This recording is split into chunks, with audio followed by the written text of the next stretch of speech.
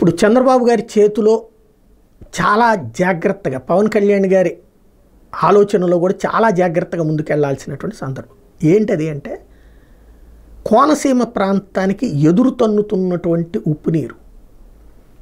ఒకనాడు ఇదే పరిస్థితి కృష్ణా జిల్లాలో దాపురించింది. మన అవనిగడ్డ ఆ రూటుకి ఉప్పు నీళ్లు వెనక్కి తంటం బిగించేస్తుంది. ఎందుకంటే సాధారణంగా కృష్ణానది ప్రకాశం బ్యారేజీ కిందదంతా కూడా ఖాళీ ప్లేసే. అంటే పైనుంచి వరద నీళ్ళు వస్తే వదలడం తప్పించి ప్రకాశం బ్యారేజ్ దగ్గర క్లోజ్.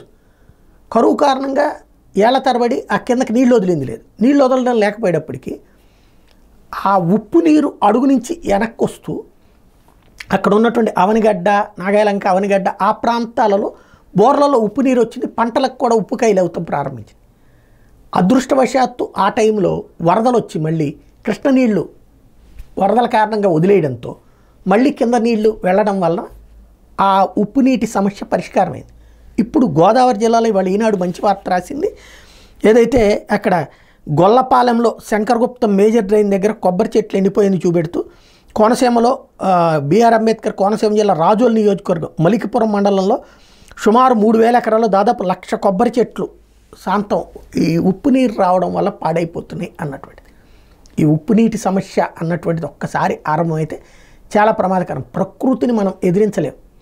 ప్రకృతికి అనుకూలంగా వెళ్తూ మనం పరిష్కరించుకోవాలి. దీని మీద ఇప్పుడు చంద్రబాబు గారు దృష్టి సారించాల్సిన అవసరం అయితే చాలా బలంగా ఉంది. పవన్ కళ్యాణ్ గారు కోనసీమ కడుపులో పెట్టుకుని చూస్తుంది కాబట్టి మరింత జాగ్రత్తగా చూసుకోవాల్సిన అవసరం ఉంది.